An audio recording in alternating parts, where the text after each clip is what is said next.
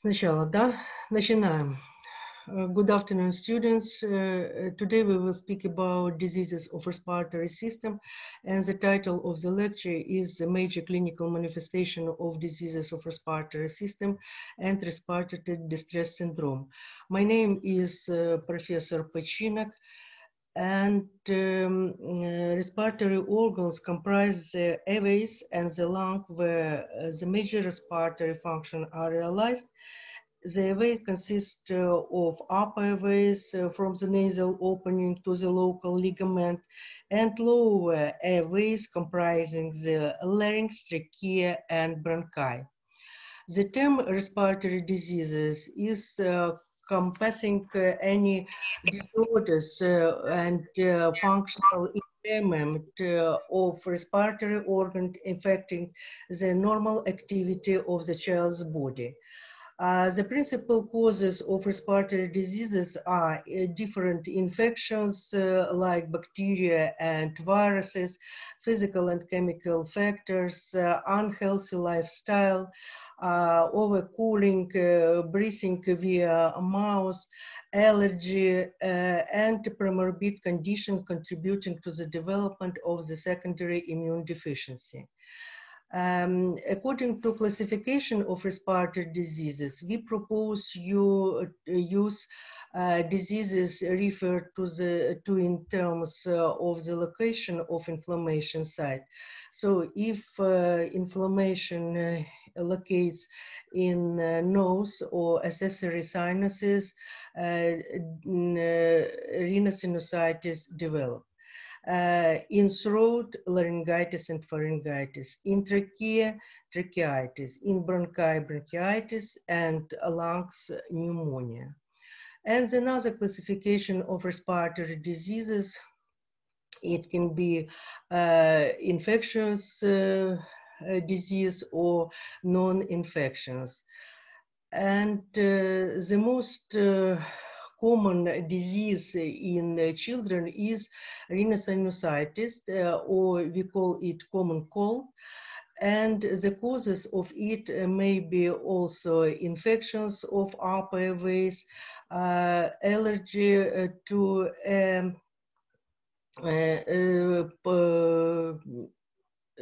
over-dried air, irritating substances in the air, and acute condition of adenoiditis, and also foreign bodies.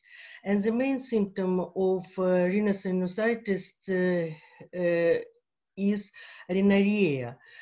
From the first days, it can be a watery discharge, then it becomes from the second, third day of the disease, it become mucus and then denser.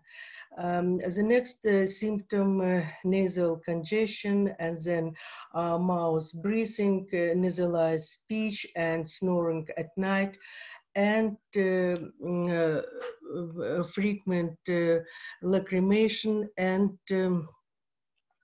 snoring as a result of allergic rhinitis.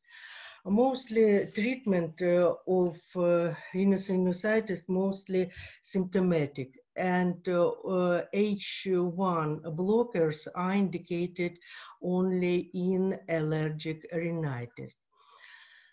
Several words about pharyngitis. This is a diffuse inflammation of mucus and lymphoid elements of aura and nasopharynx. Etiology cases can be Streptococcus of group A, C, G, Arcanobacterium hemolyticum, different viruses, gonococci, diphtheria, and anaerobic bacteria also. And for us, it's very important pharyngitis caused by beta hemolytic Streptococcus of group A, because it has complications, and complications of this disease may be acute rheumatic fever or diseases of heart and kidney. And so if the doctor suspects the streptococcal pharyngitis, he has to pay attention to the disease of relatives in family,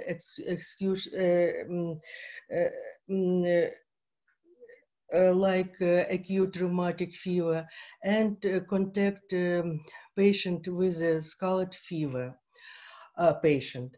Then he must examine patient and find the several signs like intoxication syndrome, fever, cough, sore throat, and complete blood count also show us for bacterial process in large level of leukocytosis, more than 15,000, and left shift of differential leukocyte count, elevated level of C-reactive protein more than 30 milligrams per liter, and procalcitonin more than 2 nanogram per liter. And very important to confirm the causal factor of pharyngitis. So we use a rapid test for streptococcus, positive result of culture from oropharynx mucus for beta hemolytic streptococcus of group A, and test for streptococcus antibodies. And treatment of streptococcal pharyngitis, mostly we use antibiotic of penicillin group, and if the children have allergy for penicillin group, we prescribe them macrolides or azalides. Adenoids is the inflammation of pharyngeal tonsil. Outgrowth of pharyngeal tonsils in state of acute and chronic inflammation can be in patient. And the symptoms of adenoid hypertrophy are impaired nasal breathing, nasal congestion, sleep with open mouth, hypernasal speech, decreased hearing, recurrent or permanent rhinorrhea, and outgrowth of adenoids contributes to the development of different diseases of respiratory system. Then the next disease, acute tonsillitis. This is acute inflammation of palatine tonsils, and we call them also angina. And a lot of different bacteria, viruses can cause this disease. And on this slide, you can see the prevalent symptoms of acute tonsillitis of different etiology. And the first column is symptoms of the disease. The next condition is a Stridor congenitus, pathology of early age characterized by high-pitched inspiratory sound due to partial obstruction of the upper airways. And symptoms of the Stridor congenitus usually appear within the few weeks of the child being born, and resolves at the age of 2-3 years. Very important to know that different diseases can cause the obstructive syndrome of the upper airways, and these diseases are laryngotracheitis, epiglottitis, tracheal tracheitis, foreign bodies, retropharyngeal abscess, peritonsillar abscess, and papillomatous of larynx. And the main clinical symptom of obstructive upper respiratory tract syndrome is inspiratory dyspnea. Bronchitis, inflammatory disease of bronchi of virus or viral bacterial etiology. Acute bronchitis subdivided into three groups. Acute bronchitis, acute bronchiolitis, and acute obstructive bronchitis. Acute bronchitis is inflammation of bronchial mucus and in most cases is viral etiology and usual without bronchial obstruction. According to International Classification of Disease number 10, acute bronchitis has code G20. And diagnostic criteria of acute bronchitis, the main symptom is cough. From the first day of the disease, the cough is dry. Then, since the second week of the disease, it becomes productive and gradual resolution. You can't find any respiratory failure and intoxication in patient. Palpation and percussion, no unusual findings. And auscultation only, we can see harsh breathing with prolonged expiration, bilateral rhonchi in various regions of lungs that are modified in cough. The dry rhonchi at onset of the disease are followed by sibilant wheezes, fine, medium, bubbling rail. The changes in hemogram slightly increased erythrocyte sedimentation rate is possible with a normal or decreased white blood count, cell count. And in anterior-posterior X-ray film, the lung markings are enhanced symmetrically, reflecting bronchopulmonary structure. The pulmonary hilus is infiltrated. And treatment mostly symptomatic. Acute bronchiolitis in children, acute inflammation in mucus of small bronchi and bronchioles with air obstruction predominantly in young children.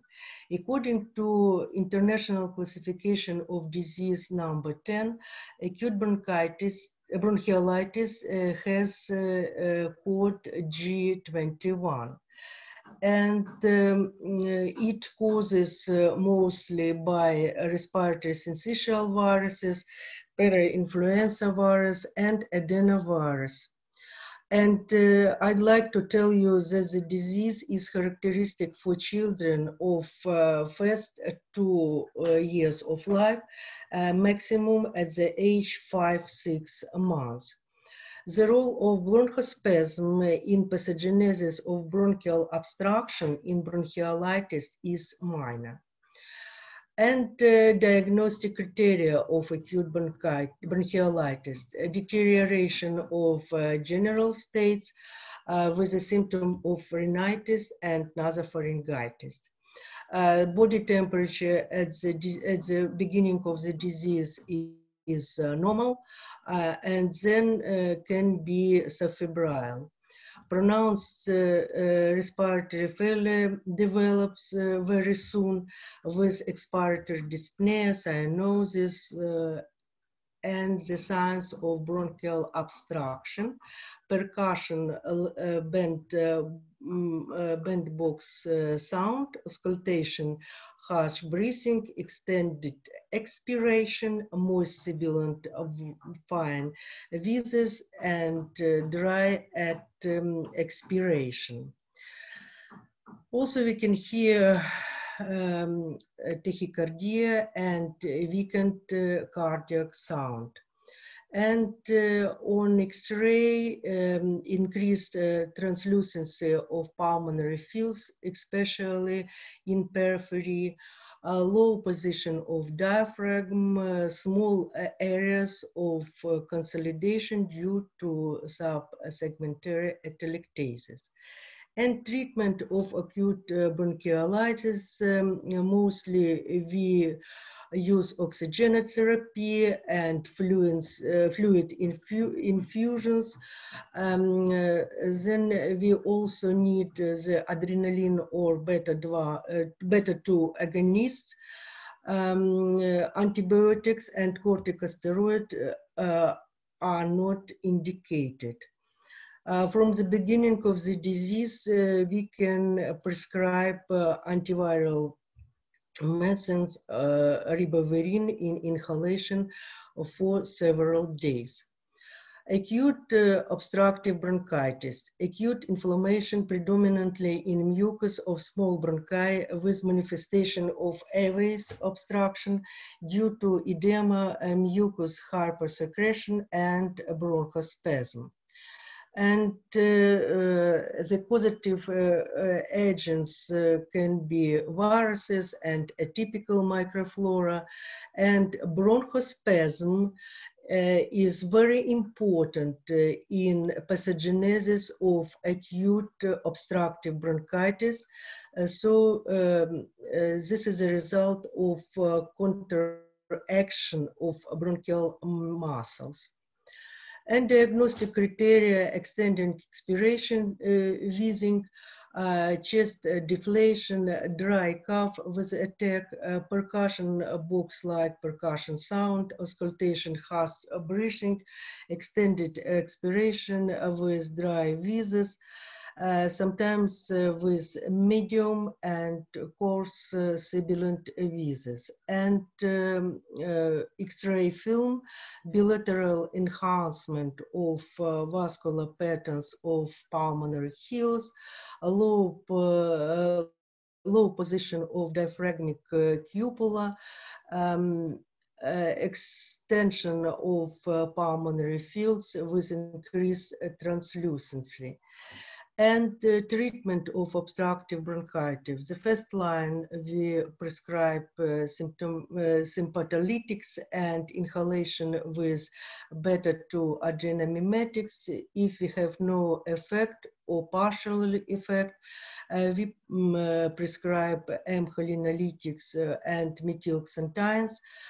Also, if we have no effect, then indicated corticosteroids, inhalation or systemic. And antibiotics are not indicated when disease is not complicated. And pneumonia, acute non-specific inflammation of lung tissue with underlying infectious toxicosis, respiratory failure, water electrolyte and other metabolic shift with pathological alternation involving all organs and systems of the organs of child's body. And classification of acute pneumonia in children comprises genesis of the pneumonia, clinical and X-ray findings, localization of pneumonia, complications, severity, grade of the respiratory failure, and cause of the diseases. And according to the genesis, acute pneumonia subdivided into community-acquired, hospital-acquired, ventilation-associated early and late, immunodeficiency-associated pneumonia, and congenital or intrauterine pneumonia. According to clinical and X-ray findings, it's subdivided into focal, segmental, lobal, and interstitial. According to the localization, pneumonia, acute pneumonia can be unilateral and bilateral.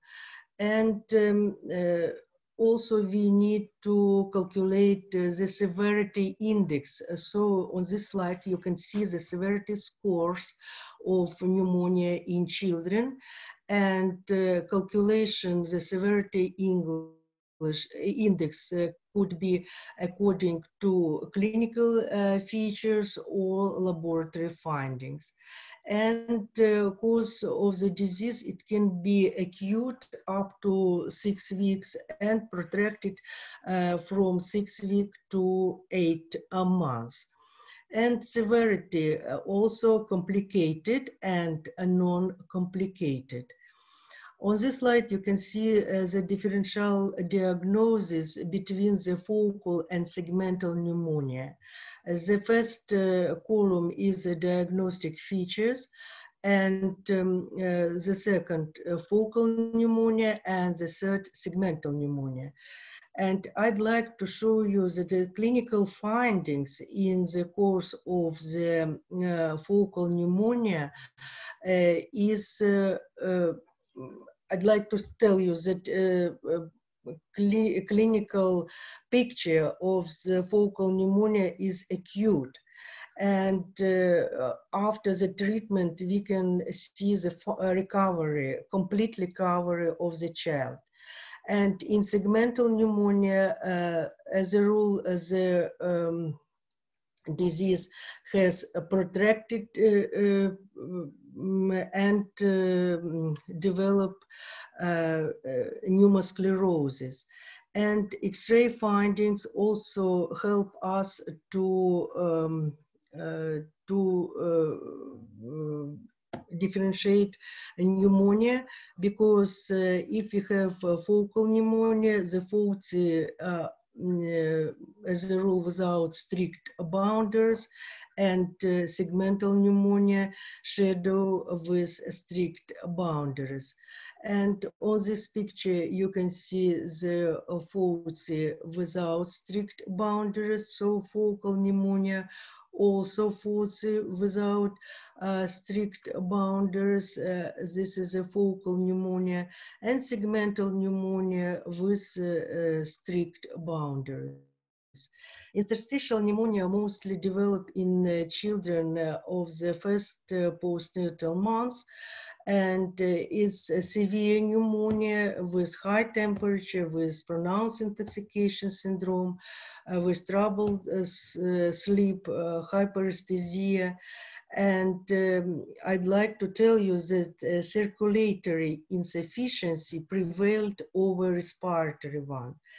A chest palpation without peculiar features, percussion tympanitis, auscultation only harsh breathing, and X-ray finding, cellulite appearance of lungs of comb-like type due to thickening of peralveolar septa.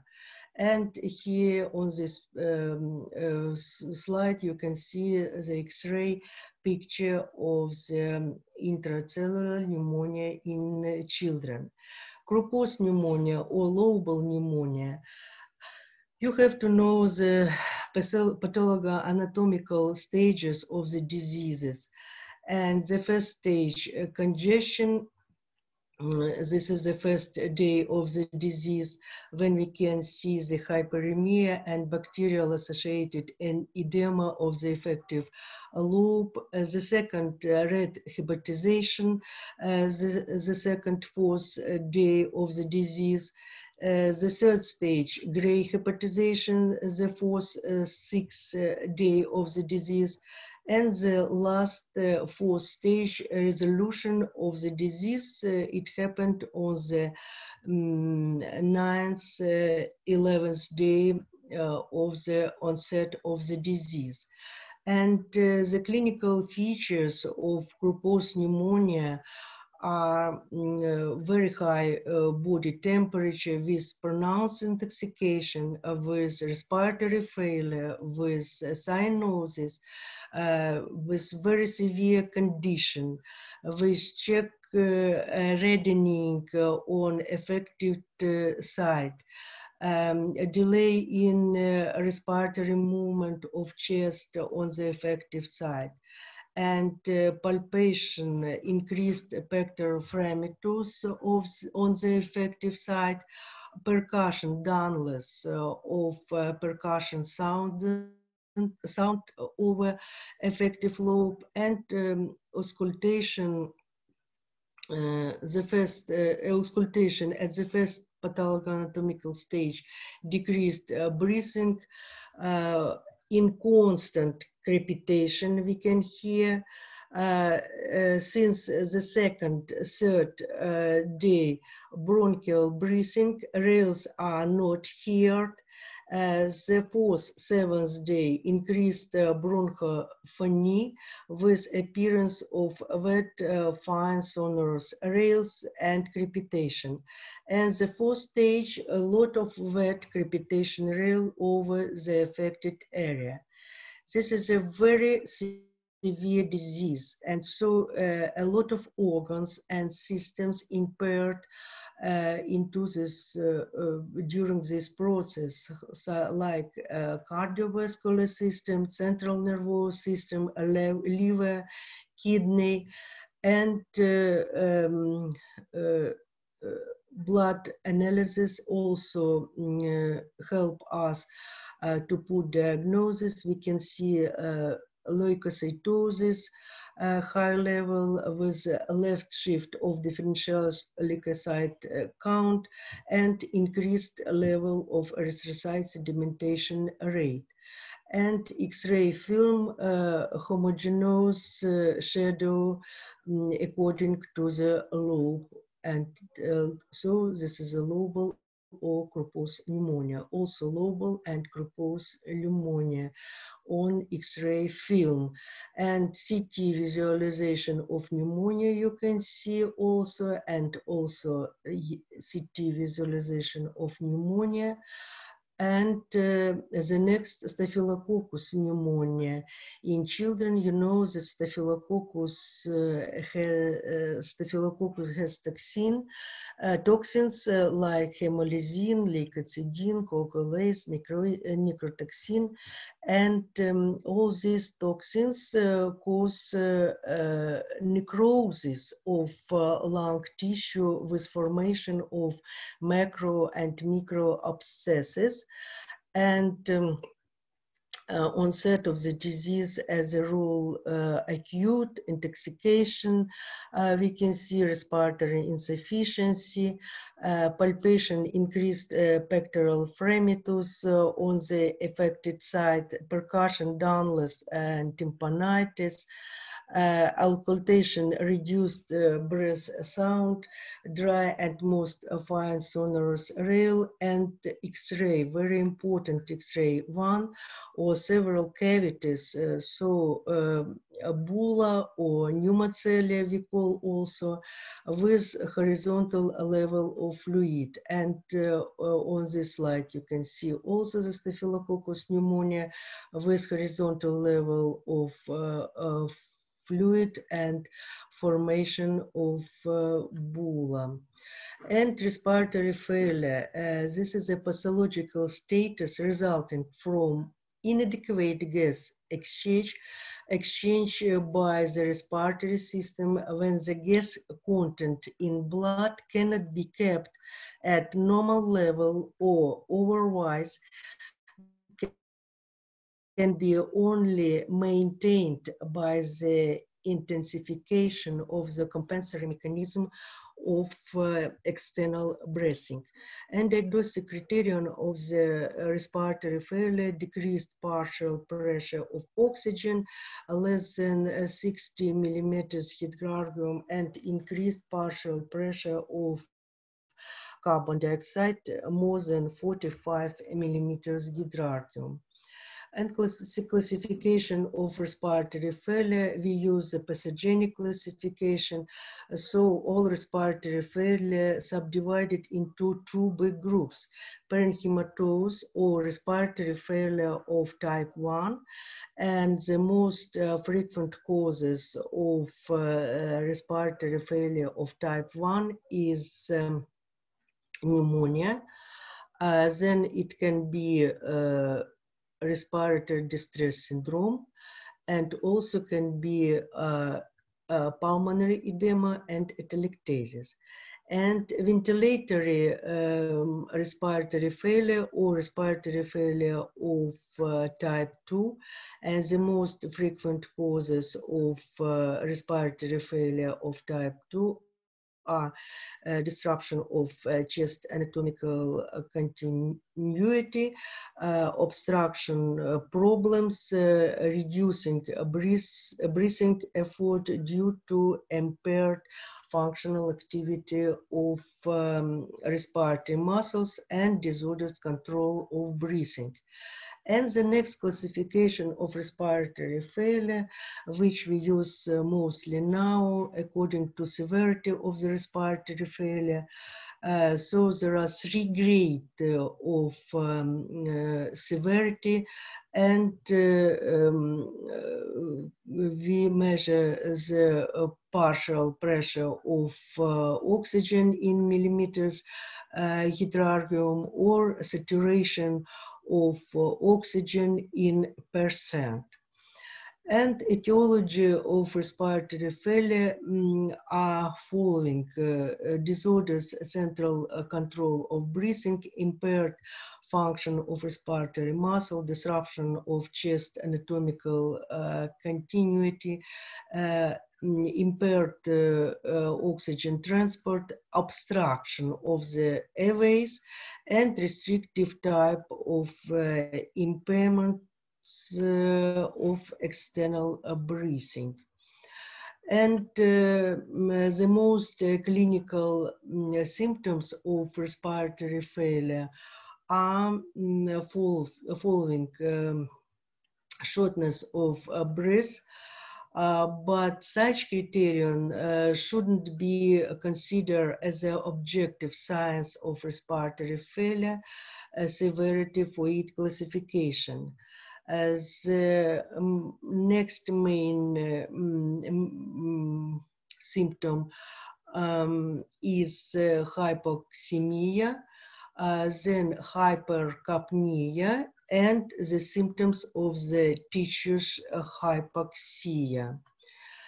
And diagnostic criterion of respiratory failure in children. First of all, we use analysis of bacterial blood gases and acid-base balance. Of course, we need the chest X-ray examination, chest CT examination, functional test of external respiration, and assessment of cardiac dysfunction. So we used electrocardiography and echocardiography. And main principles of treatment of the respiratory failure are elimination of the cause of that result in respiratory failure, maintenance of air patency, normalization of oxygen transport, and prescribe medicine almitrin. It may stimulate breathing, and almitrin is administered intravene in the dose of 1 milligram per kilo per hour, up to the elimination of causative factors that resulted in respiratory failure. And if the patient has decreased load in the respiratory system, artificial lung ventilation is recommended. Thank you for your attention.